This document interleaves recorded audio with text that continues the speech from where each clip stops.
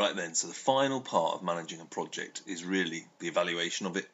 Really should be continually evaluating across the whole project cycle as we're monitoring to ensure that we're staying on track and on budget. So really should have an evaluation strategy. Evaluating the project is about collecting and analysing data to determine whether the objectives have been achieved, but it's also about measuring efficiency, effectiveness, and the impact of the project. But it's more than just gathering the data. Yes, you need the data, but the evaluation is about more. It's about creating an in-depth picture of the project's impact.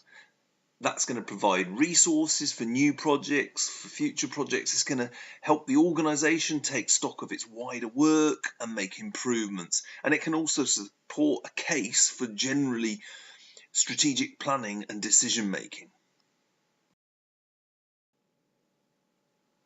So how do we go about evaluation? Well, we need something that we can use as a measure of success. And this should really be set or decided at the planning stages. What will determine if the project has succeeded? How are we going to make that judgment?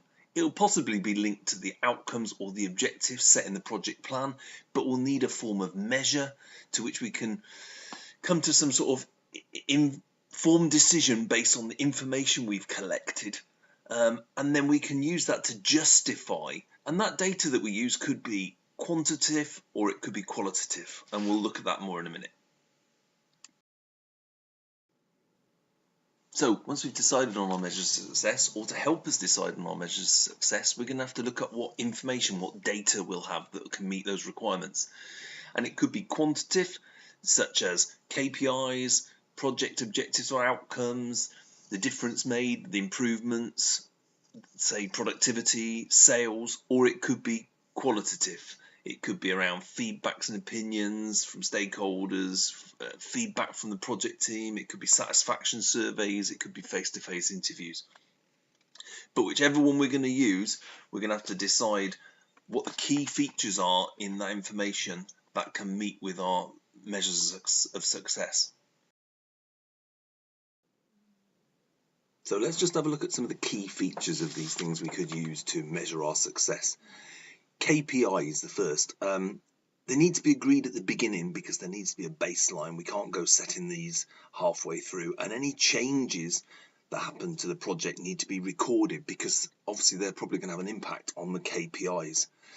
They're going to need to be well written, clear, and linked to the objectives and the outcomes of the project. And they need to contain a measure so that they can be verified, whether it's quantitative or qualitative. Like SMART, they need to be measurable and time-bound and achievable. And they must be visible. Everybody needs to know them so they can judge their progression against them. Sometimes KPIs are kept hidden by senior management and people in the project don't know them. And then they're only usually measured against the outcome or the output and not the processes that are going on. So they're not giving us that full effective evaluation, talking about the effectiveness, the impact, and the improvements we may have made. So that's KPIs. And if we're going to use objectives, outcomes, we need to make sure that there's some key things because effectiveness will be based on the extent to which the objectives are met. And the objectives need to be in that situation really taken as a given. They have to happen because if we're going to evaluate the effectiveness against them and it's going to be realistic, they need to be, what I mean by that is if they're a bit innovative or experimental, it can cause us problems. And any changes that can impact or change those objectives, we're going to need to think about that.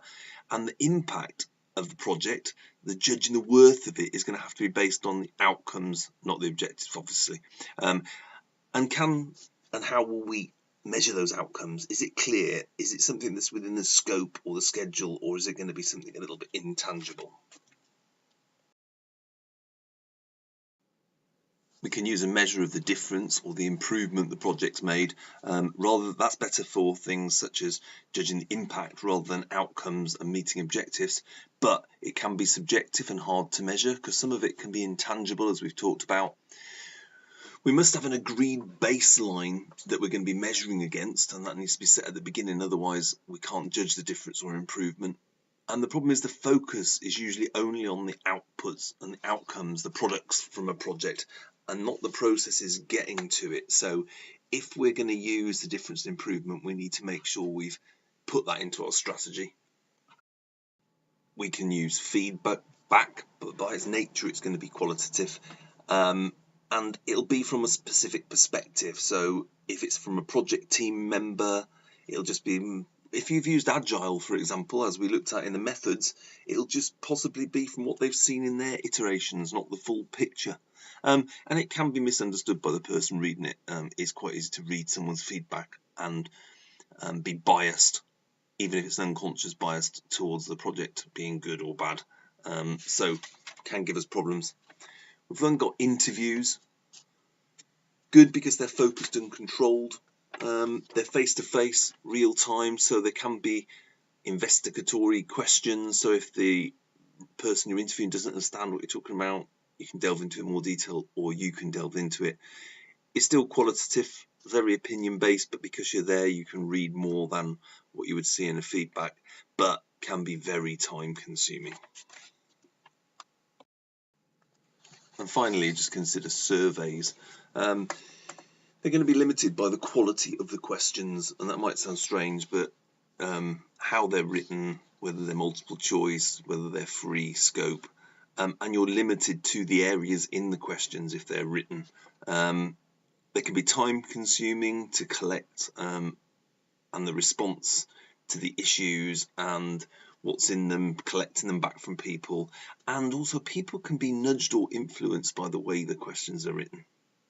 Because open questions is where you're going to gain the most, but that requires time and opens yourself up to interpretation again. Getting people to write the responses to open questions is quite hard. And then there's the consideration of the aggregation of all the answers, the collection, the storage, and that all needs to be planned because it can be quite a mountainous task if everybody does respond well. So we've considered some key features of different types of data we can collect to use for our measures of success, and we'll look at how we can put those together in the next slide.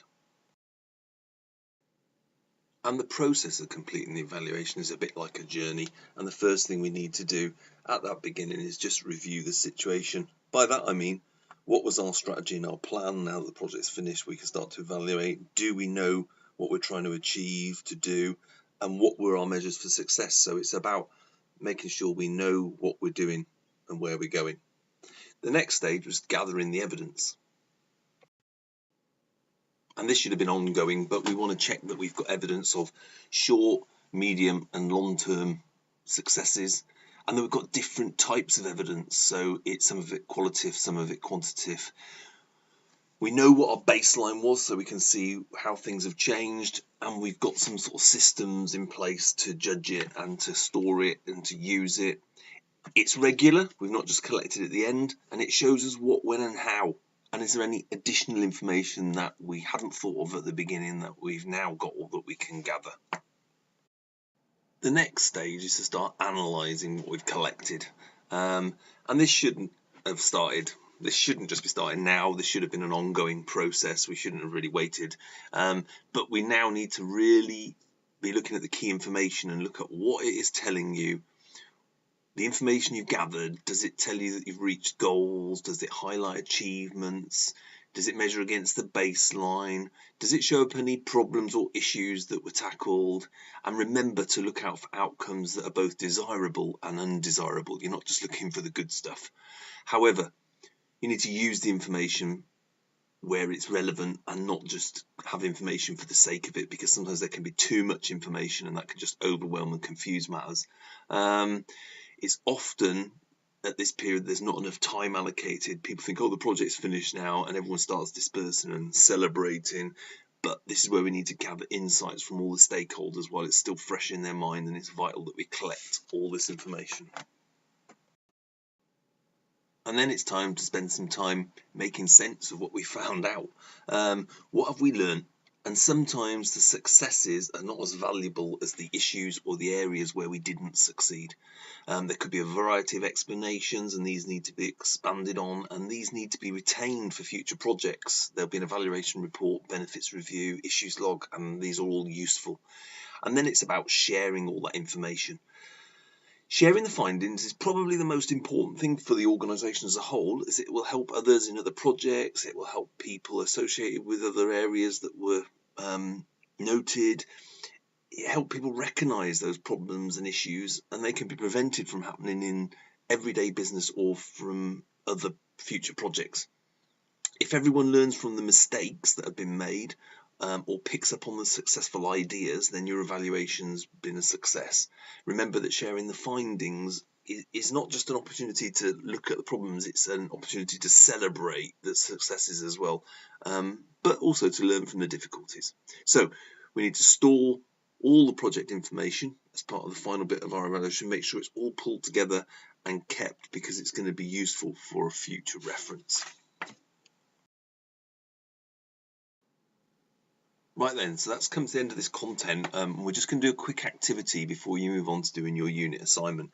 It's a two-part activity, and the first part is focused around measures of success for a project. So it's asking you to briefly outline some key features of things such as KPIs or surveys that you could use to measure success, and then it asks you to give appropriate examples as to where you think they could be used. So think about it from the perspective of projects you've been involved in, or if not, generally, and outline those. And then the second part is a scenario based around and project evaluation. So the scenario gives you some details about the project and the evaluation that needs to be carried out, and you need to follow that through, think about the information and evaluate, and think about how you might provide conclusions or recommendations for on the effectiveness of the project.